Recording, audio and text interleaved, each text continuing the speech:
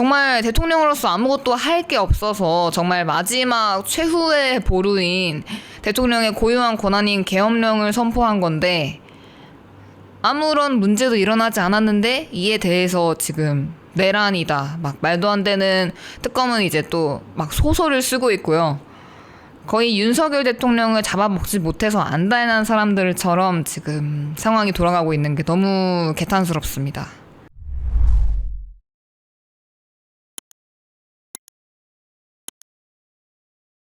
네, 안녕하세요, 여러분. 서울미디어 2026년 1월 21일 방송 시작하겠습니다. 오늘 되게 큰 이슈가 하나 있었죠. 한독수가 이제 내란 중요 업무 종사 혐의로 지금 이제 징역을 받고 법정 구속이 된 상황입니다.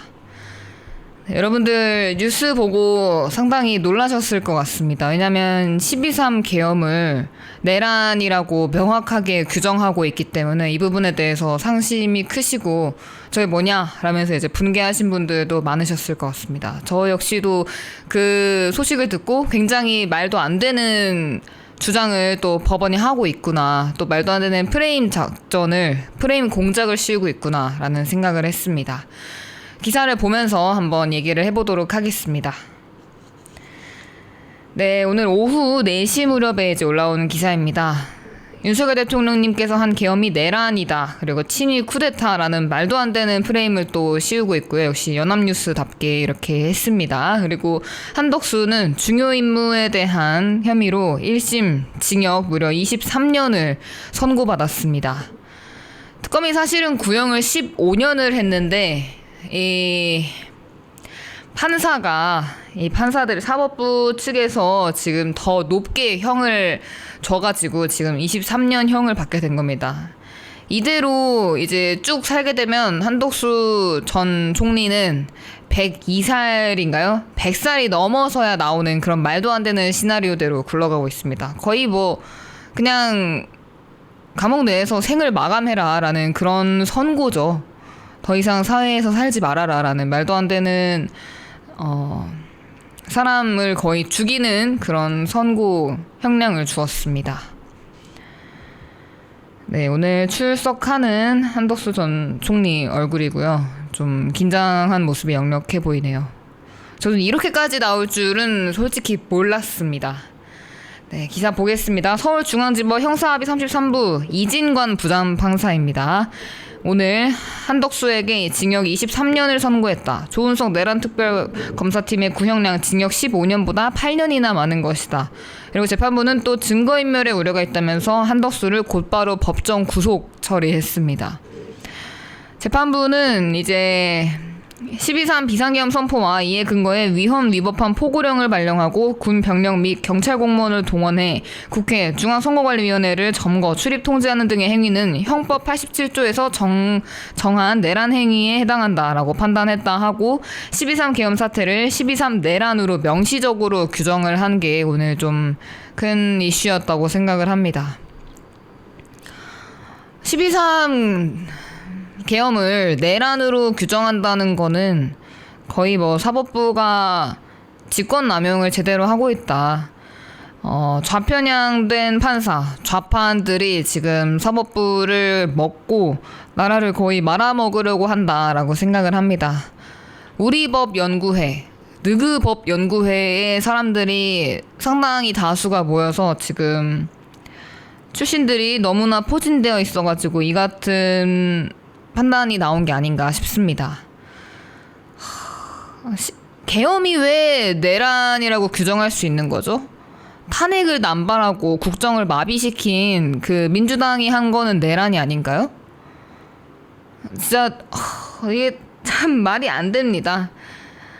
너무나 좌경화되어 있는 사법부가 아닌가라고 다시 한번 물음을 던지고 저희가 분개할 수밖에 없는 상황이다 라고 말을 할 수밖에 없습니다. 네, 재판부는 한덕수 혐의 대부분을 유죄로 인정했습니다. 뭐 구체적인 사실로는 이제 비상계엄 선포가 국무위원 심의를 거쳐 이뤄진 것 같은 외관을 형성한 행위, 계엄 선포 후 국무위원들에게 관련 문서에 서명을 받으려 한 행위, 이상민 전 행정안전부 장관과 주요 기관 봉쇄 및 언론사 단전, 단수 지시 이행 방안을 논의한 행위 등은 내란 중요 임무 종사에 해당한다고 판단을 했다 합니다. 그리고 또 더불어서 이제 비상계엄 해제 후 최초 계엄 선포문의 법률적 결함을 보완하기 위해서 이제 사후 선포문을 작성을 했는데 이를 폐기한 혐의도 유죄로 인정을 했다고 하고요. 또 헌재에 와서 변론의 증인으로 나와서 위증했죠. 계엄 선포문을 인지하지 못했다라는 취지로 위증한 혐의 역시 유죄로 판단되었다고 합니다. 네. 그리고 다만 비상계엄 선포 후 추경호 당시 여당 원내대표에게 전화해 국회 상황을 확인하고 국회 통고 여부를 점검한 행위, 계엄 해제 후 이에 대한 국무회의 심의를 지연시킨 행위는 무죄로 봤다고 합니다. 네, 이렇고요. 이제 재판부는 이게 좀 이번 선고에서 중점적으로 볼 만한 부분이라고 생각을 하는데 12상 비상계엄의 위법성을 지적하는데 상당한 시간을 할애했다라고 합니다. 왜 계엄이 위법성이 있고 내란이라고 규정하는지 저는 아직도 납득이 안 되고요. 많은 애국 시민분들이 마찬가지일 거라 생각을 합니다. 정말 대통령으로서 아무것도 할 게 없어서 정말 마지막 최후의 보루인 대통령의 고유한 권한인 계엄령을 선포한 건데 아무런 문제도 일어나지 않았는데 이에 대해서 지금 내란이다, 막 말도 안 되는 특검은 이제 또 막 소설을 쓰고 있고요. 거의 윤석열 대통령을 잡아먹지 못해서 안달난 사람들처럼 지금 상황이 돌아가고 있는 게 너무 개탄스럽습니다. 네, 이진관 부장판사입니다. 이 양반 얼굴 똑똑히 기억해둘 필요가 있다고 생각을 합니다. 네, 거의 뭐 소설을 써놨습니다. 제가 보면. 네, 재판부는 12.3 내란은 국민이 선출한 권력자인 윤석열 대통령과 추종 세력에 대해 의한 것으로 성격상 위로부터의 내란이라고 해당한다라면서 이런 형태의 내란을 이른바 친위 쿠데타라고 부르기도 한다고 짚었다 합니다. 거의 뭐 소설이죠. 이어서 12.3 내란의 위헌성 정도는 아래로부터의 내란과 비교할 수 없다라면서 국민이 선출한 권력자가 헌법과 법률을 경시하고 내란 행위를 함으로써 국민이 가지는 민주주의와 법치주의에 대한 신념 자체를 뿌리째 흔들기 때문이라고 지적했다고 합니다. 국민이 가지는 민주주의와 법치주의에 대한 신념이 지금 흔들리고 있으니까 계엄을 해서 우리 국민들에게 이 말도 안 되는 의회 민주주의가 흔들리고 우리 사법 법치주의가 흔들리는 이 상황을 알리려고 계몽령을 한 게 왜 내란이 되느니 저는 납득을 할 수가 없습니다. 네. 기사에서 보면 또 12.3 내란 과정에서 사망자가 발생하지 않았고 내란 행위 자체는 몇 시간 만에 종료되긴 했으나 이는 무장한 계엄군의 맨몸으로 맞서 국회를 지킨 국민 용기에 의한 것이라고 또 소설을 쓰고 있습니다. 정말 헛웃음이 안 나올 수가 없습니다. 무장한 계엄군이요. 진짜로 뭐 만약에 막 쿠데타를 일으키고 이 나라를 날려버리고 막 이러고 싶었으면 국회 정기부터 일단 끊었을 겁니다. 아무도 아무것도 못하게. 근데 그러지 않고 선관위 달려가고 계엄을 하는 것에 대해서 쿠데타라고 감히 말할 수 있을까요? 그리고 계엄군의 맨몸으로 맞서 국회를 지킨 국민 용기? 안기령이 계엄군의 총을 잡고 말도 안 되는 퍼포먼스를 했죠. 하기 직전까지 안기령은 막 화장 고치고 막 외모 체크하고 난리 났었다고 합니다. 거의 쇼입니다, 이거. 오원식이 담 넘고 한 거? 그것도 뭐 안에서 찍었는지 밖에서 찍었는지 저는 전혀 모르겠지만요. 전부 다 쇼로 돌아가는 이 역할극과 같은 상황에서 지금 윤석열 대통령님이 탄압받고 있는 상황이 너무 안타깝다라는 말밖에 할 말이 없습니다. 한덕수도 지금 상황에선 뭐 안타깝다라고 볼 수 있죠. 인간적으로는. 근데 일단 위증을 했다는 범죄가 너무 상당해서 뭐 감히 쉴드 치진 않겠습니다. 자, 진짜 이 기사를 보면 아시겠지만 여러분들도 모든 게 다 쇼입니다. 여기 밑에 보시면 재판부는 국민 용기를 말하다가 목이 맨 듯 잠시 말을 멈추기도 했다. 뭐 최민희입니까? 뭐 우는 거 울참? 아니 우는 연기? 그냥 너무 기가 차고 너무 상식 이하, 기대 이하의 재판부의 모습을 보여줘서 저는 이게 지금 저희가 너무 힘든 싸움을 하고 있구나라는 생각을 또 하게 됐습니다. 무장한 계엄군의 맨몸으로 맞서 국회를 지킨 국민 용기. 저는 이건 전혀 아니라고 생각합니다. 총이 없는 걸 알면서 무장한 계엄군의 총을 잡는 안기령, 그리고 또 계엄을 할 거라고 예상을 했다는 듯이 그 계엄에 대해서 규탄하는 그런 피켓을 들고 나온 말도 안 되는 무슨 피켓 군단. 저는 이거 다 쇼고 다 예상하고 있었을 거라고 보고, 또 내부에서도 배신자들이 있었다라고 생각을 합니다. 윤석열 대통령님이 왜 지금 감옥에 계시느냐? 이 배신과 위증으로 억울함을 당하지만 그럼에도 불구하고 자유 대한민국 국민들에게 지금 계몽령을 하기 위해서 이와 같은 계엄령을 했었고요. 이러한 상황을 알리려고 한 게 잘못인가 봅니다. 전혀 잘못이 아님에도 불구하고요. 너무 안타깝습니다. 그냥 지금 상황이.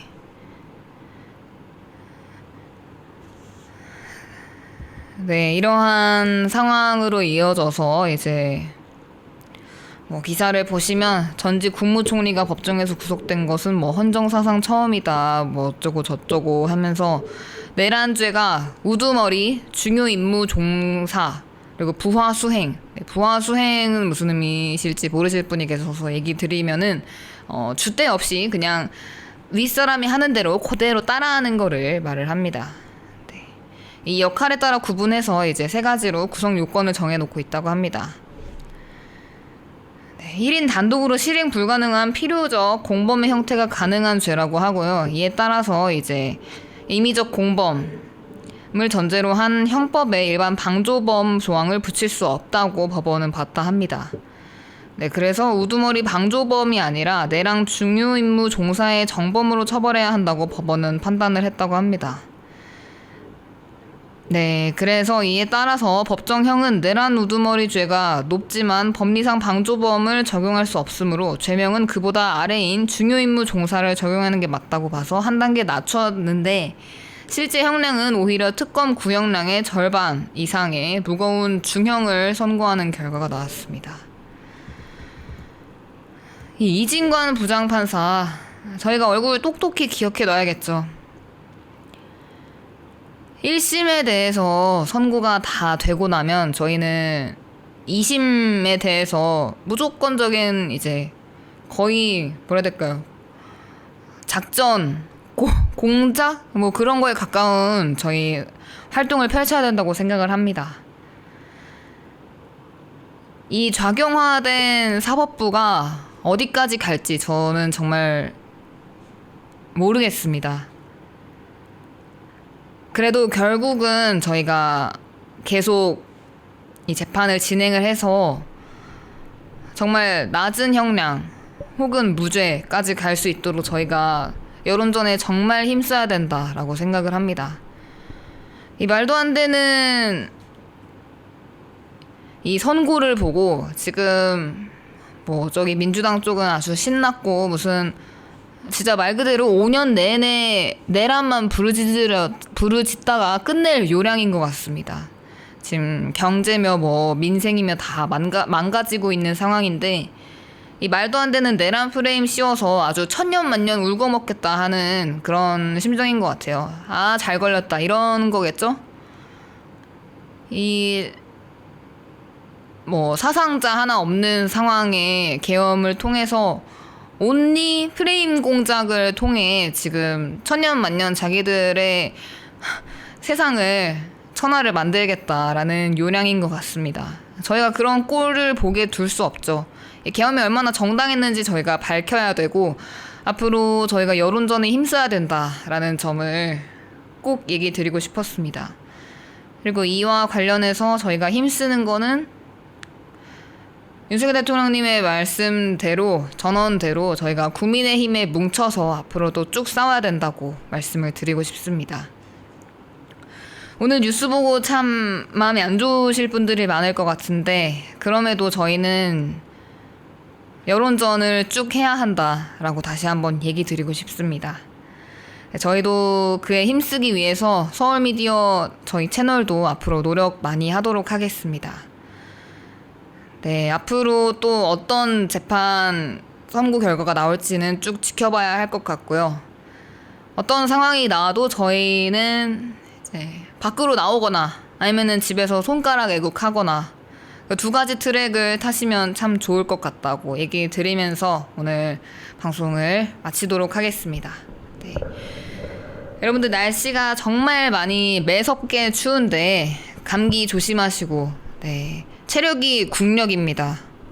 다들 건강 유의하셔야 된다는 점 잊지 마시고 오늘 하루도 잘 보내시기 바랍니다. 네, 시청해주셔서 고맙습니다, 시청자분. 네, 저희는 이제 라이브와 또 녹화 방송으로 뵙도록 하겠습니다. 고맙습니다, 여러분. 저희 영상 좋아요 눌러주시고 구독도 해주시고 주변에 많이 알려주시면 감사하겠습니다. 감사합니다.